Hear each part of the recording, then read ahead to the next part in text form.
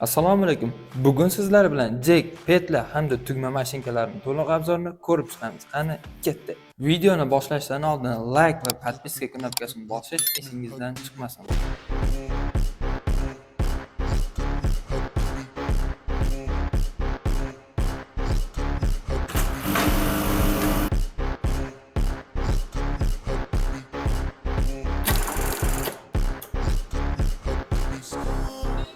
Videomizda petla mashinkamizdan boshlaydigan bo'lsak, mashinkamiz 220 voltda ishlaydi. Mashinkani o'chirib yoqadigan knopkasi yon tomonda joylashgan bo'ladi.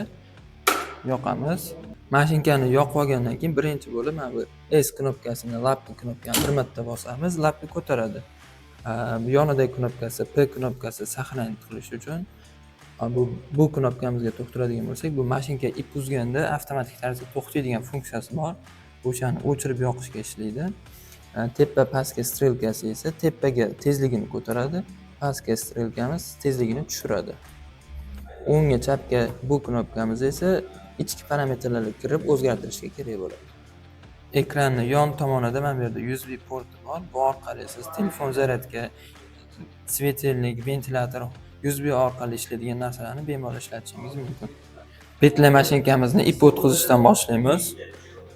Ipni mana bu yerdan o'tkazamiz. Nima uchun bunaqa turishi kerak? Mana bu yerda ekraniga xalaqit berish mumkin. Stoyka shunaqa holatda turgan bo'ladi. Bu yoqda mokiga qo'shimcha ip o'rash uchun bu yoqdan ip o'tkaziladi. Bunisi esa ninaga ip boradi. Hop. Birinchi mana bu yerdan boshlaymiz. O'tkazganimizdan keyin aylantirib, ikkinchi teshigidan o'tkazib olamiz. Bu yoqdan o'tkazib bo'lganimizdan keyin mana bu ikkita talkan orasidan o'tkazib olamiz. Ikkita talkan orasidan o'tkazib olganimizdan keyin mana bu temir teshigidan o'tkazamiz. Bundan o'tkazganimizdan keyin aylantirib, pastidan ham o'tkazib olamiz. Mana shu yerda aytib ketishimiz kerak, ip mana shunaqa o'tadi. Bu ip bu yoqda emas, mana bu yerda o'tishi kerak. Nimaga deganda bu narsa, buni o'zini ishlaydigan mexanizm joyi bor, vaqti bor. Ipni joyi kelganda buni itarish kerak. O'shaning uchun ip doim mana shunaqa o'tishi kerak bo'ladi. Hop, bu yoqdan o'tkazganimizdan keyin, tepasidan o'tkazib olganimizdan keyin mana ikkita temirchani orasidan o'tkazamiz. Ikkita talkan orasidan o'tgandan keyin buni qora simi bor. Mana bu qora simdan o'tkazib, keyin to'g'ri pastga tushiramiz-da, keyin tepaga chiqazaveramiz. Tepada mana bu temirni halqasidan o'tgandan keyin mana bu yerdan tortib olamiz buni. Tortib olganimizdan keyin mana bu o'rtasidan o'tkazamiz. Hop, endi mana bu o'rtasidagi temirdan o'tkazamiz. Temirdan o'tgandan keyin mana bu narsadan har doim o'tkazish kerak. Bu narsadan nima uchun o'tkazish kerak? Bundan ip o'tmasa, pichog'i tushmaydi, petlarning orasini ochib bermaydi. O'tkazganimizdan keyin pastdagi mana bu halqasidan aylantirib o'tkazamiz. Tepadagi halqasidan o'tkazib olganimizdan keyin ninaning tepasiga mana teshigidan o'tkazib olamiz. Bundan o'tgandan keyin ninani o'zini teshigidan o'tkazamiz. Ninani orqa tomonidan old tarafga qarab o'tkaziladi. Ninamiz uzun aruvchasi orqa tarafga qarab turadi, yarim teshik tarafi o'ziga qarab turadi. Ninani tekis qo'yish kerak, teshik qo'ymasdan to'g'ri qo'yib turib, ipini to'g'ri o'tkazib tikish kerak.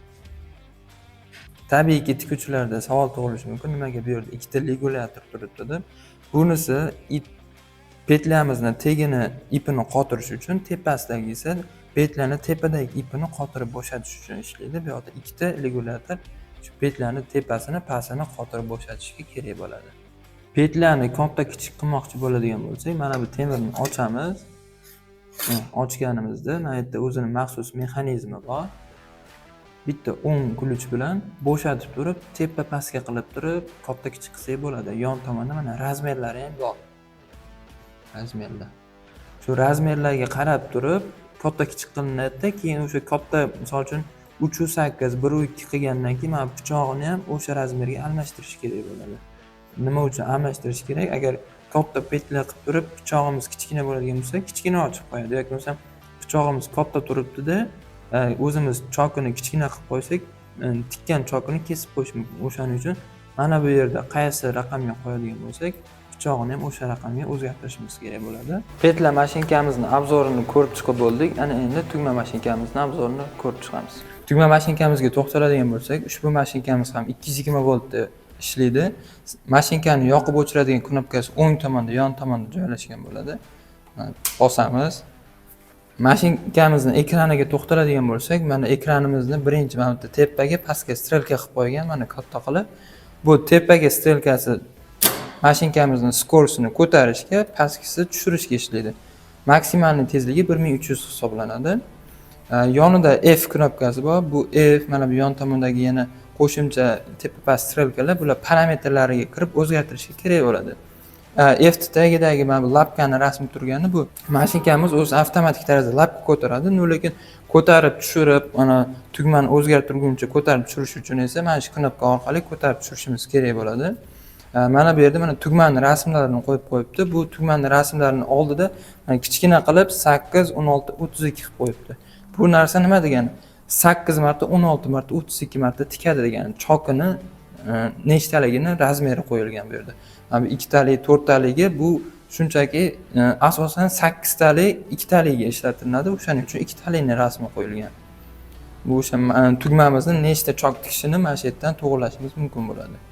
Mana bu ninani rasmi tushirilgani, bu ninani tepaga, pastga ko'tarib tushirishga, mana bu qulog'idan burab ko'tarib tushirmasdan o'zi avtomatik tarzda knopka orqali ko'tarib tushirishimiz mumkin bo'ladi. P knopkasi parametrga kirish uchun, reset knopkasi har doim o'chirib yoqqanda bir marta reset berib olgan yaxshi. Nimaga deganda o'zining pozitsiyalarini topib oladi, o'shanda mashinkamiz yaxshi ishlaydi. Reset knopkani bosamiz, o'zi pozitsiyalarini topib, lapga ko'tarib oladi. Keyin mana bu yon tomonda mana bu yerda bunday qilib, bu yoqdan qo'l bilan itarib tugma qo'yiladi. Mana tugmasini olamiz, mana bunday qilib qo'yiladi. Tugmani ham to'g'ri qo'yish kerak bo'ladi. Agar qiyshiqroq tushadigan bo'lsa, tugmani ustiga nina tushib qolib, tugma sindirib olishi mumkin. O'shaning uchun tugmani to'g'ri qo'yib turib, pedalni bir marta bosib qo'yib olamiz. Bitta tortib olsak bo'ldi. Tugmani qo'ydik. Materialni shuni ushlab turamiz, pedalni bir marta bosamiz. Shuni tortsak, o'zi tayyor bo'ladi. Xo'p, ana endi tugmamiz hozir bu yerda 4 talik X qilib tikilgan. Buni minus qilib ham tiksa bo'ladi.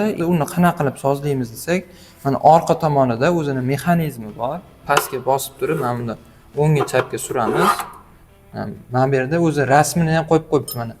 Ko'rayotgan bo'lsak agar 4 talikni minus qilib qo'ygan. Mana bu magnit tagida 4 talikni X qilingan. Mana bu yerda mana minusni bitta qilib qo'ygan. Minus hammasi asosan bir xil bo'ladi, shuning uchun buni o'zgartirib bo'lmaydi. Mana bu 4 talikni mana bu yerda razmerli qilib qo'ygan. Bu nima uchun? Mana bu tugmani teshiga har xil bo'lishi mumkin. O'shaning uchun mana bu yerda razmerlariga sozlab turib, keyin foydalanadi. Tugmamizni X, Y bo'ladi, ya'ni oldi, orqa, yonga, o'ngga, chapkasini sozlanadi. Bu orqasidan oldi orqaga sozlansa, mana bu yon tomonda mana bu yerda o'zini 11 bolti bor, o'shani bo'shatib turib, o'ngga chapkasini sozlash kerak bo'ladi. Agar tugmani teshiga har xil bo'ladigan bo'lsa, mana shu bu yoqdan orqa tarafdan sozlash kerak bo'ladi. Qalinlik tugmani eni katta bo'ladigan bo'lsa, mana bu narsani bo'shatib turib, mana oldi orqaga qilib turib sozlasa bo'ladi. Xo'p, mashinkamiz bitta ip orqali ishlaydi. Ham bitta bobina ip qo'yiladi, o'sha tepadan o'tib kelinadi. Bitta ip orqali ishlaydi. Ipini qayerdan qotirib bo'shataman, agar bo'sh bo'lib qoladigan deydigan bo'lsak, mana bu ikkita o'zini regulyatori bor. Mana shuni qotirib bo'shatib regulyatsiya qilishimiz mumkin bo'ladi. Mashinkamiz bunda mashinkaning ichida umuman moy bo'lmaydi, moysiz ishlaydi. Moysiz ishlaganning hisobiga tagiga solidor qilinadi. O'sha solidor surib qo'yilgan bo'ladi, zavodskiy holatida. Ishlashiga qarab turib, 3 oy, 6 oyda bir solidorni yana surtib turib to'g'rilash kerak bo'ladi. Tepada mana qizil nuqtalar bor. Bu qizil nuqtalar nima uchun? Bu yog'iga solidor surib bo'lmaydi. Ichki mexanizm bo'lganning hisobiga tikuvchi o'zi haftasiga 1 marta, 2 marta moy tomizib turish kerak bo'ladi. Bu yoqlari moy kelmaganning hisobiga. Tugmani mana bunaqa oddiy tugmadan tashqari gribok qilib ham foydalanishadi. U gribok qanaqa deydigan bo'lsak, xalatlarni asosan mana osilib turadigan tugmalari bo'ladi. O'shani mana bu mexanizmini almashtirib turib, gribokning o'zining mexanizmi bor. O'sha mexanizmini qo'yib turib, gribok qilib ham foydalanishimiz mumkin bo'ladi. Videomiz sizga yoqqan bo'lsa, like va podpiska knopkasini bosish esingizdan chiqmasin. Agarda mashinkalarimiz sizni qiziqtiradigan bo'lsa, opisaniyada link qoldiramiz. Link orqali o'tib, mashinkaning narxlarini hamda to'liq ma'lumotga ega bo'lishingiz mumkin. Keyingi videolarda ko'rishguncha, xayr, salomat bo'ling.